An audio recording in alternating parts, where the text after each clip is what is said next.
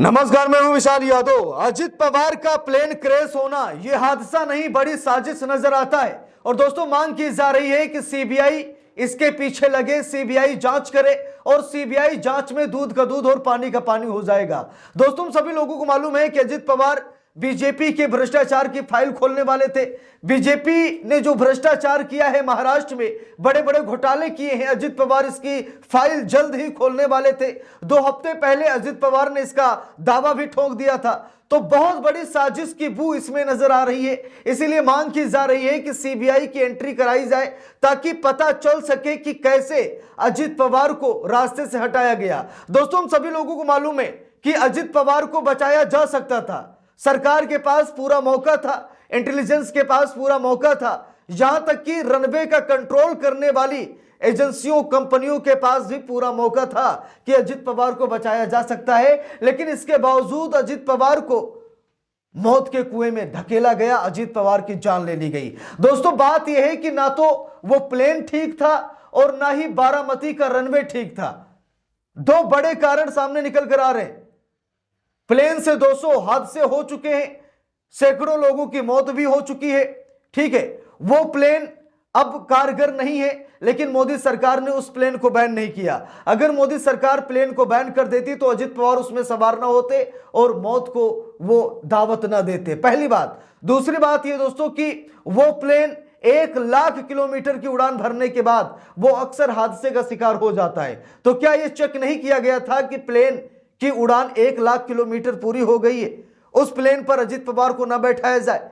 आखिरकार प्लेन को चेक क्यों नहीं किया गया, जांच क्यों नहीं की गई? और दोस्तों, सबसे बड़ा सवाल यह है कि जिस रनवे पर लैंडिंग कराई जा रही थी, बारामती के रनवे पर, वो रनवे बिल्कुल ठीक नहीं है। वो रनवे ना तो टेक ऑफ के लिए सही है और ना ही लैंडिंग के लिए सही है। अक्सर हादसे का शिकार होता है वहां पर जो प्लेन होता है। कारण ये दोस्तों की विजिबिलिटी बहुत कम है, वहां पर तकनीकी सुरक्षा नहीं है, यहां तक कि आग लग जाने पर आग बुझाने वाली कोई टीम भी रनवे पर तैनात नहीं है। यानी कि रनवे नहीं बल्कि वो मौत का जंजाल है, मौत का समंदर है, मौत का कुआं है। वहां पर विजिबिलिटी की बहुत कमी है, लेकिन साथ में कमी है वहां पर टेक्नोलॉजी की, टेक्नोलॉजी भी बहुत कम है। इसीलिए पायलट को लैंडिंग के समय बहुत बड़ी समस्या हो जाती है, वो रडार से बाहर चला जाता है क्योंकि एक तो विजिबिलिटी कम है, दूसरी बात यह है कि वहां पर तकनीकी उपकरण भी बहुत कम है। यानी कि वहां पर लैंड करना मतलब मौत को छूना। कुछ लोग बच जाते हैं और कुछ लोग मौत के गाल में समा जाते हैं, और अजित पवार के साथ ऐसा ही हुआ है। दोस्तों, कई ऐसे सवाल हैं जिसका जवाब अभी तक मोदी सरकार ने नहीं दिया है। मांग की जा रही है कि सीबीआई से जांच कराई जाए और सीबीआई जांच में सब कुछ सामने आ जाएगा कि यह साजिश है या फिर सच में अजित पवार की दुर्घटना में मौत हुई। ये एक दुर्घटना है या फिर बहुत बड़ी साजिश है। सीबीआई जांच में सब कुछ कंफर्म हो जाएगा। तो क्या मोदी जी सीबीआई जांच का अप्रूवल दे पाएंगे? अब दोस्तों, यहां पर देखिए, बीबीसी की रिपोर्ट है, लिखा भी है अजित पवार के प्लेन क्रैश से जुड़े 5 सवाल जिनके जवाब मिलने बाकी हैं। दोस्तों, 1 नहीं, 2 नहीं, 5 ऐसे सवाल हैं जिसका जवाब अभी तक नहीं मिला है। मोदी सरकार जवाब क्यों नहीं दे रही है? क्या सच में सीबीआई की मांग करना जायज है? मैं आप लोगों से पूछ रहा हूं। अगर सीबीआई की जांच हो जाती है तो दूध का दूध, पानी का पानी हो जाएगा, हम लोगों को मालूम है। लेकिन ना तो मोदी सरकार सीबीआई को हरी झंडी दे रही है और ना ही कुछ अनसुलझे सवालों का जवाब दे रही है। क्या यह भी गुत्थम गुत्थी बनकर रह जाएगी? क्या यह गुत्थम गुत्थी कभी सुलझेगी या फिर नहीं? देखिए, लिखा भी है, महाराष्ट्र के डिप्टी सीएम अजित पवार समेत 5 लोगों की बुधवार को बारामती में हुए प्लेन क्रैश में मौत हो गई। अजित पवार के साथ चार्टर प्लेन में पायलट सुमित कपूर, शांभवी पाठक, विदीप जाधव और पिंकी माली सवार थे। उनका विमान बुधवार को उस वक्त दुर्घटनाग्रस्त हो गया जब वो पुणे के पास बारामती हवाई अड्डे पर लैंड करने की कोशिश कर रहा था। केंद्रीय नागरिक उड्डयन मंत्रालय की ओर से जारी बयान के मुताबिक विजिबिलिटी कम होने की वजह से बारामती में रनवे नहीं दिखा और लैंडिंग की कोशिश नाकाम हो गई।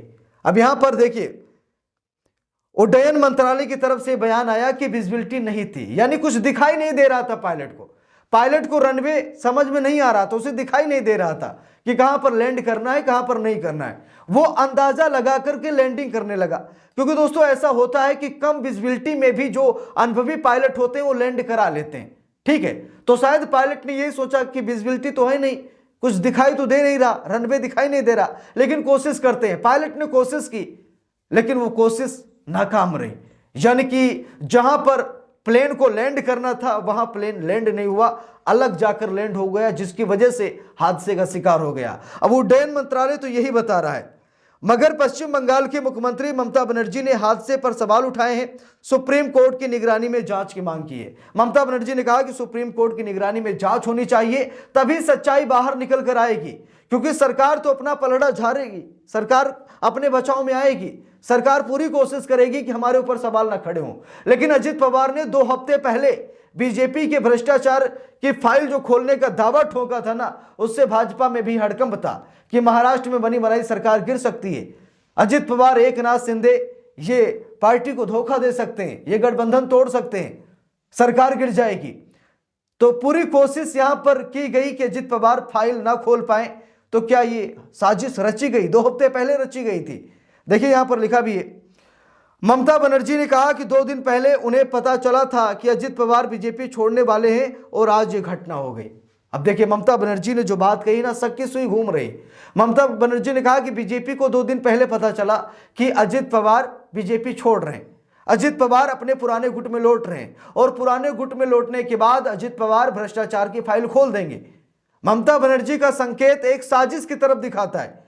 ममता बनर्जी का बयान ये बताता है कि एक बहुत बड़ी साजिश रची गई है, क्योंकि 2 दिन पहले बीजेपी को पता लगा कि बीजेपी छोड़ देंगे अजित पवार, और अजित पवार के साथ एकनाथ शिंदे भी चले जाएंगे, बनी बनाई सरकार गिर जाएगी, महाराष्ट्र से हमें दुम दबाकर भागना पड़ जाएगा।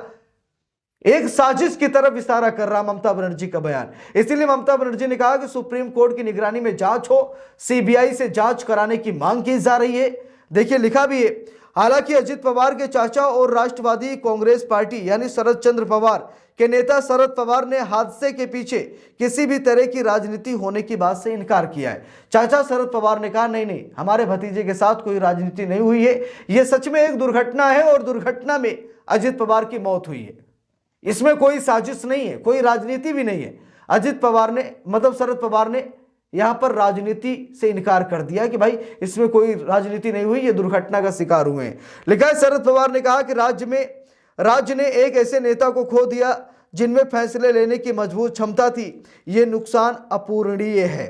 उन्होंने कहा कोलकाता से इस हादसे को लेकर राजनीतिक साजिश के दावे किए गए, लेकिन इसमें किसी तरह की राजनीति नहीं है, ये पूरी तरह एक दुर्घटना थी।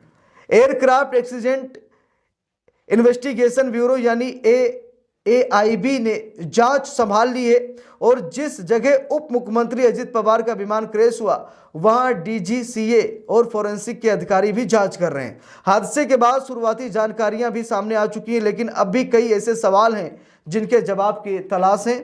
लिखा है, आखिरी पलों में क्या हुआ, लैंडिंग के दौरान किन हालात ने खतरा बढ़ाया, और क्या सुरक्षा प्रोटोकॉल की पूरी तरह पालन हुआ, ये वो सवाल हैं जो इस पूरे मामले को और गंभीर बना रहे हैं। तो दोस्तों कई ऐसे सवाल हैं जिसका जवाब सरकार नहीं दे रही, लेकिन अब सरकार को देना पड़ेगा कि क्या ऐसा था जिसकी वजह से विमान हादसे का शिकार हुआ। अगर विजिबिलिटी कम थी तो उसके लिए सरकार ने क्या किया।